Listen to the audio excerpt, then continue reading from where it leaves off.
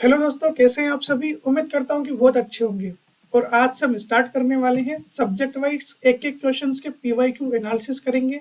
Prelims के अंदर कैसे कैसे क्वेश्चंस आते हैं और हमको हमारी प्रिपरेशन करने के लिए किन किन चीज़ों का ध्यान रखना चाहिए। इसी के तहत मैं आपको डे बाय डे एक एक क्वेश्चन का परफेक्ट एक्सप्लेनेशन, उसी के साथ उसका बैकग्राउंड और उससे रिलेटेड करंट अफेयर्स सबको अपडेट करता हुआ क्लासेस कंप्लीट करने वाला हूँ। और आप मेरी इन क्लास को देख के अपने डेली बेसिस पे एक एक क्वेश्चंस के ऊपर अपनी पकड़ को अच्छा कर सकते हैं। जिसके तहत सबसे फर्स्ट जो मैं उठाने वाला हूँ वो आपका इकोनॉमी सब्जेक्ट है। और इकोनॉमी सब्जेक्ट के अंदर हम 2025 के क्वेश्चंस को करने वाले हैं। क्वेश्चंस अगर अपन टॉपिक देखें तो इसके अंदर एक टॉपिक था आरबीआई इनकम के सोर्सेस कौन से, उससे क्वेश्चन पूछा गया था। चलो सबसे पहले अपन 2025 का क्वेश्चन देखते हैं। क्वेश्चन में क्या पूछा गया है। क्वेश्चन के अंदर पूछा गया है कि आरबीआई रिजर्व बैंक की आय के मुख्य स्रोत कौन से। अगर बात की जाए इसमें फर्स्ट ऑप्शन की तो इसमें आपको मिलेगा सरकारी बॉन्ड की खरीद और बिक्री। ठीक है। सेकंड आपको मिलेगा विदेशी मुद्रा की खरीद और बिक्री। थर्ड आपको मिलेगा पेंशन फंड का प्रबंधन। उसके बाद फोर्थ आपको मिलेगा निजी कंपनियों को ऋण देना। और फिफ्थ वन आपको मिलेगा मुद्रा नोटों की छपाई और वितरण।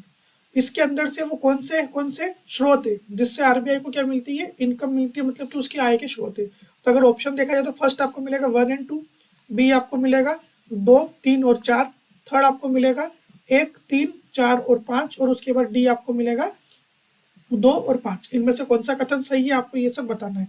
तो मुख्य स्रोत कौन से अगर देखा जाए, देखो पेंशन फंड का प्रबंधन आरबीआई नहीं करता, ये गलत हो जाएगा। और निजी कंपनियों को ऋण भी आरबीआई नहीं देता है। तो जिसके अंदर भी सबसे पहले अगर मैं इसको मतलब क्रॉस मल्टीप्लिकेशन अगर उस टेक्निक का यूज करूं तो इसमें से कौन सा मैं काट सकता हूँ। देखो 3 वाला कट जाएगा, ये 3 वाला कट जाएगा। इसी के बाद एक और कौन सा है, फोर्थ वन भी कट जाएगा और फोर्थ वन भी कट जाएगा। अब मेरे पास ऑप्शन बचते हैं 2, फर्स्ट या फिर सेकंड। इसमें से अगर देखा जाए तो तीनों के तीनों परफेक्ट रूप से सही है। लेकिन एग्जाम्पल के लिए हमको ज्यादा मैटर कौन सा करता है, फर्स्ट एंड सेकंड। इसको देखते हैं। चलो अब इस क्वेश्चन को डिकोड करते हैं। ये तो हमने इसका आंसर देखा कि आंसर इसका कौन सा सही होगा। इसको पूरा डिटेल से डिकोड करते हैं कि कौन सी चीजें हैं और करंट अफेयर की क्या क्या बातें इसमें अपडेट करनी है हमको। आरबीआई के अगर स्रोत मुख्य आय के स्रोत के रूप में देखें तो आपने एक चीज पढ़ी होगी, ओपन मार्केट ऑपरेशन। ठीक है, क्या होता है इसके अंदर। तो आरबीआई क्या करता है, वाणिज्यिक बैंकों को, ठीक है, बॉन्ड्स जो होते हैं उनकी क्या करता है, गवर्नमेंट बॉन्ड्स की सेलिंग भी करता है और बाय भी करता है। तो उनको बेचता भी है और उनसे क्या करता है, खरीदता भी है। ये सब काम क्यों किए जाते हैं, क्योंकि मार्केट के अंदर जो तरलता होती है, लिक्विडिटी जो होती है, उसके फ्लो को मेंटेन करने के लिए। तो आरबीआई की कमाई के मुख्य स्रोत कौन से हो जाएंगे, बॉन्ड्स पर मिलने वाला ब्याज, इंटरेस्ट। और सेकंड क्या हो जाएगा, बॉन्ड की कीमतों में बदलाव से पूंजीगत लाभ। तो फर्स्ट स्टेटमेंट आपका करेक्ट हो जाएगा। इसी के बाद अगर अपन बात करते हैं सेकंड की, तो विदेशी मुद्रा व्यापार, ठीक है, करेंसी ट्रेडिंग। उसके बाद विदेशी संपत्तियों पर ब्याज, इंटरेस्ट ऑफ फॉरेन एसेट्स। उसके बाद मूल्यांकन, वैल्यूएशन गेन। तो फेमा अधिनियम 1999 के तहत आरबीआई के विदेशी मुद्रा भंडार यानी कि फॉरेक्स रिजर्व का प्रबंधन करता है। तो सेकंड स्टेटमेंट भी क्या हो जाएगा, 100% करेक्टली सही है। थर्ड की अगर अपन बात करें तो यूपीएससी ने क्या पूछा था कि आरबीआई पेंशन फंड का प्रबंधन करता है, जो कि बिल्कुल भी क्या है, गलत है। पेंशन फंड का प्रबंधन कौन करता है, तो पीएफआरडीए के द्वारा पेंशन फंड का प्रबंधन किया जाता है। सेकंड क्या बोला था, फोर्थ वन स्टेटमेंट था आरबीआई निजी कंपनियों को लोन देता है। तो ये भी क्या हो जाएगा, गलत हो जाएगा। आरबीआई निजी कंपनियों को डायरेक्ट लोन नहीं देता है। आरबीआई किसको देता है, वाणिज्यिक बैंकों को लोन देता है, जिसके अंदर एसबीआई और एचडीएफसी, मान लो ये बड़े बड़े बैंक है, इनको क्या देगा, लोन देगा। और फिर ये बैंक क्या देंगे, निजी कंपनियों को लोन देंगे। तो इस प्रकार से ये वाला स्टेटमेंट सही होगा और जो डायरेक्ट क्वेश्चन के अंदर मेंशन था वो क्या हो जाएगा, गलत हो जाएगा। तो इसी प्रकार आपका कथन 3 और कथन 4 दोनों के दोनों क्या है, गलत है। नेक्स्ट अगर अपन देखते हैं मुद्रा छपाई की बात करते हैं। मुद्रा छपाई से कैसे कैसे लाभ होता है आरबीआई को। तो मान लो किसी भी नोट को प्रिंट करने के लिए उसको बनाने के लिए जो लागत लग रही है, और वो मान लो वो मात्र लग रही है मेरे को 10 रुपए की लागत एक नोट को बनाने में, 500 के नोट का। लेकिन उसी 500 के नोट को बनने के बाद उसकी वैल्यू कितनी हो जाएगी, 500 रुपये। तो ये जो अंकित मूल्य है, अगर मेरा रियल लागत देखी जाए तो मेरी कितनी लगी है, 10 रुपये। ठीक है। और जो फेस वैल्यू है, जो नोट अपनी वैल्यू बता रहा है, तो वो कितनी, 500 रुपये। तो टोटल मेरे को कितना प्रॉफिट हो जाएगा, 490 रुपये का। लेकिन अगर इस ये कथन भी है तो सही, लेकिन जो परफेक्ट मैच है, जो ज्यादा सटीकता से बैठता है, तो उसके अंदर आपका ऑप्शन कौन सा हो जाएगा, 1 और 2। ये इतना मेन सोर्स नहीं है, जो मेन सोर्स था वो हमने फर्स्ट और सेकंड कथन के अंदर डिटेल में देखा। तो इस प्रकार से यूपीएससी आपको क्वेश्चंस भी देता है और कंफ्यूजन भी करता है। चलिए, ये तो सारी की सारी बातें आपकी क्वेश्चन से संबंधित थी जो हमने देखी। अब हम देखते हैं कुछ और चीजें एक्स्ट्रा एडिशनल। आरबीआई की संपत्तियां कौन सी होती है, एसेट्स क्या है आरबीआई के पास। तो सबसे पहले फर्स्ट एसेट के अंदर आता है विदेशी मुद्रा भंडार, ठीक है, फॉरेन करेंसी एसेट। सेकंड अगर देखें तो सरकारी प्रतिभूतियां, जिनको अपन क्या बोलते हैं, गवर्नमेंट सिक्योरिटीज बोलते हैं, ये भी आरबीआई की क्या एसेट्स हैं।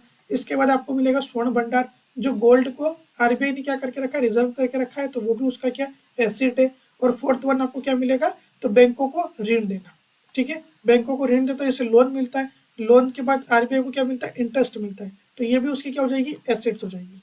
तो ये सारी आरबीआई की क्या है, वित्तीय ताकत है, ठीक है। इसी के बाद अगर अपन और बात करते हैं कि आरबीआई की लाइबिलिटीज क्या होती है, देनदारी क्या होती है, मतलब कि वो चीज जो आरबीआई के पास तो है लेकिन वो उसका खुद का नहीं है, उसको इन फ्यूचर उसको चुकाना पड़ेगा, रिटर्न करना पड़ेगा। तो उसके अंदर क्या क्या आता है, चलन में मुद्रा, ठीक है, currency in circulation, high liability होती है उसकी। सेकंड अगर देखें तो बैंकों की जमा राशि, बैंकों ने क्या किया, सीएआर, ठीक है, आपने ये पढ़ा होगा सीआरआर और एसएलआर, इसके तहत बैंक क्या करते हैं, अपनी कुछ जो एसेट होती है, जो अपना जो कुछ पैसा होता है वो आरबीआई के अंदर स्टोर करते हैं, लेकिन वो आरबीआई की लाइबिलिटी ही होती है, उसको आरबीआई को इन फ्यूचर बैंकों को क्या करना पड़ सकता है, बाद में चुकाना पड़ सकता है। सेकंड अगर देखा जाए तो सरकार की जमा राशि, ठीक है, गवर्नमेंट जो फंड सेव करके रखती है। और उसके बाद एक और क्या हो जाएगा, पूर्व मूल्यांकन भंडार, ठीक है, रीवैल्यूएशन रिजर्व। तो ये सारी क्या चीजें होती है, तो ये सारी आरबीआई की लाइबिलिटीज होती है और आरबीआई की एसेट्स। हमने दो वर्ड देखे, आपको इन दोनों को अच्छे से याद करना है और माइंड में सेव करते हुए रखना है, आरबीआई से संबंधित कि आरबीआई की लाइबिलिटीज क्या क्या है और आरबीआई की एसेट्स क्या क्या है, ठीक है। नेक्स्ट अगर बात करें अपन, तो इसके अंदर क्या होता है, इकोनॉमिक कैपिटल फ्रेमवर्क, ठीक है, ये बिमल जालन समिति 2019 क्या है, इसको भी डिटेल से देखते हैं और चीजों को समझते हैं। आरबीआई जितना भी कुछ काम करता है उसके बाद उसका जो प्रॉफिट बनता है, ठीक है, उसी प्रॉफिट को आरबीआई क्या करता है, इस समिति के द्वारा ये बात कही गई थी कि आरबीआई अपने प्रॉफिट को किसको ट्रांसफर कर देगा, गवर्नमेंट सरकार को दे देगा, जो भी एक्स्ट्रा प्रॉफिट होगा अपना बचने के बाद। इससे क्या होगा, सरकार को अपने जो पुराने डेप्ट है इनको चुकाना है, ठीक है, और जो सरकार मतलब जो योजनाएं करना है, इंफ्रास्ट्रक्चर का विकास करना है, तो उसमें गवर्नमेंट को हेल्प मिल सकती है। देखते हैं इसको भी डिटेल में। लेकिन ये फ्रेमवर्क कब से आया था, तो 2019 से आया था। और कौन है ये, बिमल जालन समिति। इसके देखते आरबीआई को अपने पास एक बफर रिजर्व रखकर बाकी सारी पैसा जो मुनाफा होता है सरप्लस, वो किसको करना चाहिए ट्रांसफर, भारत सरकार को कर देना चाहिए। तो हमने क्या क्या देखा, हमने देखा आरबीआई के आय के स्रोत कौन से, उसके बाद हमने देखा आरबीआई के कार्य क्या क्या नहीं है, कौन सा कार्य आरबीआई नहीं करता है। और फिर हमने करंट अफेयर्स के अंदर कौन सा देखा, बिमल जालन समिति देखा, ठीक है, जो क्या थी, सरप्लस ट्रांसफर करना है गवर्नमेंट को। कब बनी थी ये, 2019 के अंदर। चलो देखते हैं इसी समिति के तहत, ठीक है, बिमल जालन समिति के तहत आरबीआई ने सरकार को कितने दिए हैं, सबसे हाईएस्ट वैल्यू 2.68 लाख करोड़ रुपए किसको दिए हैं, आरबीआई ने सरकार को दिए हैं। इतिहास का सबसे बड़ा सरप्लस ट्रांसफर हुआ है, किसको, गवर्नमेंट को, ठीक है। तो हम इसके अंदर क्या क्या देखेंगे, आरबीआई पैसा पैसा कैसे कमाता है और कहाँ पे खर्च करता है।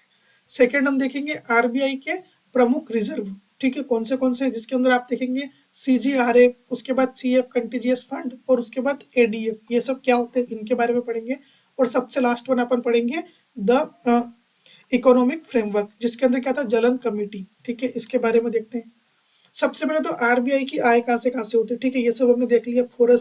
फॉरेक्स रिजर्व, ठीक है, डॉलर का ट्रांजैक्शन, खरीद और बिक्री से आरबीआई को क्या मिलता है, मुनाफा मिलता है। सरकारी बॉन्ड्स, केंद्र राज्य के उधार प्रबंधन पर, और नोटों की छपाई से, जिसकी क्या होती है, फेस वैल्यू। इसी के बाद हमने और क्या क्या देखा था, आरबीआई खर्च कहाँ पे करता है, तो आरबीआई नोटों की छपाई के ऊपर खर्च करता है, अपने कर्मचारियों को वेतन देता है, और बैंकों और प्राइमरी डीलर्स को क्या करता है, सरकारी लोन देने और बोरोइंग के लिए, अंडर राइटिंग के लिए कमीशन लेता है। इसी के बाद अगर अपन देखें और नेक्स्ट, तो इसके अंदर हम क्या क्या देखते हैं, सेक्शन, ठीक है, 47 के तहत, और ऑफ किसका, आरबीआई एक्ट के तहत 1934 में सभी खर्चे, बेड डेप्ट्स और रिजर्व प्रोविजंस निकालने के बाद बचा हुआ मुनाफा, जो क्या होता है, बैलेंस ऑफ प्रॉफिट होता है, केंद्र सरकार को दिया जाएगा। ये किसके अंदर बात कही गई थी, तो ये सेक्शन 47 के तहत कहा गया था, आरबीआई एक्ट 1934 में। इसी के तहत क्या होता है, बोनस को अगर फैक्ट के रूप में देखा जाए तो आरबीआई को इनकम टैक्स, वेल्थ और टैक्स से क्या नहीं मिलता है, सुपर टैक्स नहीं देना पड़ता है। तो आरबीआई को इनके ऊपर क्या नहीं देना पड़ता है, टैक्स नहीं देना पड़ता है। और ये बात किसके अंदर मेंशन की गई है, तो सेक्शन 48 के तहत। और 47 के अंदर क्या बोला गया है कि जो भी सरप्लस होगा, ठीक है, वो किसको देना है, गवर्नमेंट को देना है। आरबीआई के अगर मैं प्रमुख फंड की बात करता हूँ तो कौन से आरबीआई के प्रमुख फंड है, ठीक है। सरप्लस को सरकार को देने से पहले आरबीआई भविष्य के आर्थिक खतरों के लिए अपना पैसा क्या करता है, तीन जगह पे रिजर्व करके रखता है। कौन सी तीन जगह हैं, तो सबसे बड़ा फंड वो आपको मिलेगा इकोनॉमिक कैपिटल बफर, जिसको अपन क्या बोलते हैं, CGRA बोलते हैं। उसके बाद एक और आपको मिलेगा सेकेंड वन पे CF, जिसको अपन क्या बोलते हैं, कंटीजेंसी फंड बोलते हैं। और थर्ड वन क्या हो जाएगा, ADF, ठीक है, एसेट्स डेवलपमेंट फंड। तो यहाँ पे आरबीआई क्या करता है, सरकार को देने से पहले अपने प्रॉफिट को यहाँ पे क्या करता है, थोड़ा रिजर्व करके रखता है, जिसके अंदर अगर हम एक एक को डिटेल से देखते हैं तो सबसे फर्स्ट जो आता है वो आता है आपका CGRA, currency and gold revaluation accounts. इसके अंदर क्या देखने को मिलेगा, आरबीआई का मुख्य बड़ा रिजर्व अकाउंट है, ठीक है। और इसी के तहत यह विदेशी मुद्रा और सोने की कीमतों, एक्सचेंज रेट में उतार चढ़ाव के रिस्क को क्या करता है, संभाल के रखता है, ठीक है। वहीं अगर मैं गोल्ड रिजर्व की बात करूं तो यह अनरियलिस्टिक गेन है, यानी कि यह मुनाफा सिर्फ वैल्यूएशन बढ़ाने से होता है, असल में कभी भी बेचा नहीं जाता। इसको मतलब नियंत्रित करके गवर्नमेंट के बैंक क्या करता है, अपने पास रखता है। और थर्ड वन अगर आपको देखने को मिलेगा कि अगर CGRA का पैसा कम पड़े तो वो क्या कर सकता है, CF कंटीजियस फंड से पैसा भी क्या कर सकता है, लिया जा सकता है। अब सेकेंड वन आपको देखते हैं कि कंटीजियस फंड क्या होता है। कंटीजियस फंड आरबीआई का दूसरा सबसे बड़ा फंड है, ठीक है। अचानक से आने वाले आर्थिक संकट से निपटने के लिए आरबीआई क्या करता है, इसका यूज करता है, किसका, कंटीजियस फंड का। थर्ड वन अगर अपन देखें तो एसेट डेवलपमेंट फंड, आंतरिक खर्चे इंटरनल कैपेक्स के लिए होता है, जैसे कि टेक्नोलॉजी अपग्रेड, इंफ्रास्ट्रक्चर और सब्सिडरी, जैसे कि DICGC में निवेश करना। तो ये हमने क्या देखे, आरबीआई के हमने तीन फंड देखे, ठीक है। अब आपको मुझे कमेंट करके बताना है कि गवर्नमेंट के तीन कौन से फंड होते हैं। ये तो हमने आरबीआई के तीन फंड देखे, जिसके अंदर फर्स्ट वन कौन सा है, तो CGRA, currency and gold revaluation account. Second हमने देखा CF कंटीजियस फंड। और थर्ड हमने देखा ADF, जिसके अंदर एसेट डेवलपमेंट फंड, ठीक है। इसी की बात हो रही थी, क्या बात थी, द हिस्टोरिकल कॉन्फ्लिक्ट, कब हुआ था ये, 2018 के अंदर। विवाद क्या था, तो आरबीआई को सुरक्षा के लिए अपने पास कितना रिजर्व रखना चाहिए और सरकार को घाटा कम करने के लिए कितना पैसा देना चाहिए, इसके ऊपर विवाद था। तो इसी विवाद को सुलझाने के लिए एक उच्च स्तरीय समिति का गठन किया गया, और उसी समिति का क्या नाम था, तो उस समिति का नाम था बिमल जालन कमेटी, ठीक है। इसी के बारे में भी आपने पहले सुना था, अब अपन इसको डिटेल में देखते थे। तो क्या बात थी ये, पूर्व आरबीआई गवर्नर बिमल जालन की अध्यक्षता में समिति बनी ताकि इकोनॉमिक कैपिटल फ्रेमवर्क, ठीक है, ECF का रिव्यू किया जा सके। अगस्त 2019 में आरबीआई की बोर्ड ने सिफारिशें मान ली, जिससे सरकार को क्या हो गया, एक मुश्त कितने 1.76 लाख करोड़ का बम्पर ट्रांसफर हुआ। और कब हुआ था ये, तो 2019 के अंदर हुआ था, इन सब बातों को मानने के कारण। नेक्स्ट अगर देखा जाए तो इसकी मुख्य सिफारिशें क्या क्या थी, इस कमेटी की मुख्य सिफारिशें थी रिवैल्यूएशन रिजर्व्स, जिसके अंदर क्या किया गया था, मार्केट रिस्क के लिए इन्हें सरकार को ट्रांसफर नहीं किया जा सकता है, जिसकी लिमिट कितनी थी, 24% 24.5%। सेकंड अगर देखा जाए तो रियलाइज्ड इक्विडिटी, इसे सरकार को ट्रांसफर किया जा सकता है। और थर्ड वन क्या था, कंटीजियस रिस्क बफर, ठीक है, यह बैलेंस शीट का 5.5% से 6.5% होना चाहिए। जो भी एक्स्ट्रा होगा वो क्या कर देगी, वो सरकार को दे दिया जाएगा। तो ये इसकी सिफारिशें थी, मुख्य सिफारिशें, जिसके तहत ये बात कही गई थी कि आरबीआई कुछ रिजर्व को अपने पास क्या करेगा, सेव करके रखेगा, ताकि वो इन फ्यूचर्स आने वाली प्रॉब्लम्स या किसी भी समस्या का समाधान आसानी से कर सके। इसके बाद जो भी वो बचेगा वो क्या कर देगा, गवर्नमेंट को ट्रांसफर कर देगा। तो क्या क्या देखा, अगर इसके अंदर अपन देखते हैं जो मई 2025 के अंदर इसी को विमल जलन समिति के आधार पे सबसे बड़ा ट्रांसफर हुआ है गवर्नमेंट को, जिसके अंदर कितना हुआ है, ECF का हर साल 5 साल में क्या होता है, रिव्यू होता है। जब ये फर्स्ट में कब बनी थी, 2019 में बनी थी, और इसका रिव्यू कब हुआ, 2024-25 में। क्या बात बोली गई, इसके अंदर बड़ा बदलाव, सेंट्रल बोर्ड ने CRB कंटीजियस रिस्क बफर की नई रेंज घोषित की है, जिसके तहत वो 6% +-1% तय कर दी है। और पहले कितना था, तो पहले था ये आपका 5.5% से 6.5% होना चाहिए। तो अब इसको क्या कर दिया गया, बढ़ाकर मतलब थोड़ा ऊपर नीचे रखा गया है। इसी के साथ अगर बात की जाए 2024-25 के लिए, तो CRB को बढ़ाकर कितना कर दिया गया, तो इसको 7.50% कर दिया, 7.50% कर दिया गया है। नतीजा अगर अपन देखें तो बेहतर मैक्रो इकोनॉमिक्स हालात और बम्पर मुनाफे के कारण आरबीआई ने सरकार को रिकॉर्ड कितने पैसे दिए हैं, तो 2,68,590 रुपए दिए। तो गवर्नमेंट को भी फायदा होता है इससे, इससे गवर्नमेंट को अपना इंफ्रास्ट्रक्चर विकास करने में बहुत सारी क्या मिलती है, हेल्प मिलती है। तो ये हमने बिमल जालन समिति के बारे में देखा और आरबीआई के बारे में देखा। और हमने एक और क्या चीज देखी, जो नई रेंज सीआरबी क्या होता है और सीआरबी की नई रेंज क्या हो जाएगी, 7.50% कर दिया गया है 2024-25 से। ठीक है, पहले कितनी थी, तो पहले थी 5.5% से 6.5%। इसी के बाद अगर मैं आरबीआई के सरप्लस की बात करता हूँ, मतलब जो कि क्या करती है, वो ट्रांसफर करती है गवर्नमेंट को, तो उसने 2014-15 में, ठीक है, उसके बाद 14-15, 15-16, 16-17 और जब से बिमल जालन समिति मिली है, तो इसके बाद आप देखो कितना बड़ा उछाल आया इसके अंदर। ठीक है, कितना फर्स्ट टाइम कितना फंड ट्रांसफर हुआ था, तो इसके अंदर आपको देखने को मिलेगा 1,75,988 करोड़ रुपए। ठीक है, और इसके बाद सबसे हाईएस्ट, ये अगर आप 2020-21 का देखोगे कम क्यों हुआ था, क्योंकि कोविड-19 वाली सिचुएशन थी। और इसी के बाद इसने बूम करके फिर से कितना हो गया ये 2024-25 के अंदर आप देखोगे कि 2,68,590 करोड़ रुपए। तो हाईएस्ट फंड का क्या हुआ था, ट्रांसफर हुआ था। तो इससे संबंधित अगर क्वेश्चन आएगा तो इस बार यूपीएससी के अंदर ये क्वेश्चन पूछा जा सकता है और इसके हाई अलर्ट होने चाहिए, मतलब आपको इसके बारे में डिटेल से पता भी होना चाहिए। इसी के बाद अगर अपन मेंस के लिए देखते हैं पर्सपेक्टिव के हिसाब से, द बैलेंसिंग एक्ट को देखते हैं, तो यह सरप्लस सरकार को फिस्कल डेफिसिट यानी कि राजकोषीय घाटे को कम करने के लिए और इंफ्रास्ट्रक्चर में निवेश करने के लिए, ठीक है, बढ़ाने के लिए क्या करता है, भारी मदद करेगा।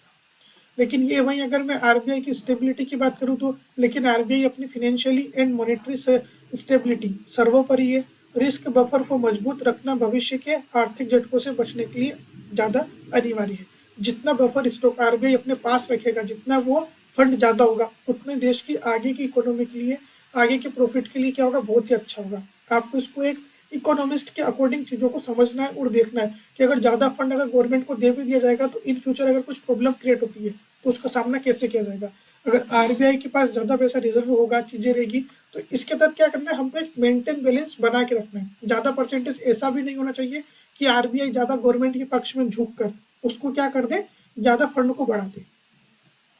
तो ये आपको सोचने का मुद्दा है। एक यूपीएससी एस्पिरेंट्स होने के नाते आपको इन डायमेंशंस के ऊपर अपनी विचार अभिव्यक्त करने की क्षमता को डेवलप करना है, ताकि आप एक अच्छा निष्कर्ष दे सको और दोनों के हित में, गवर्नमेंट के क्या हित में है, देश के क्या हित में है और आरबीआई को क्या डिसीजन लेना चाहिए, इसके तहत आपको अपना विकास करना है।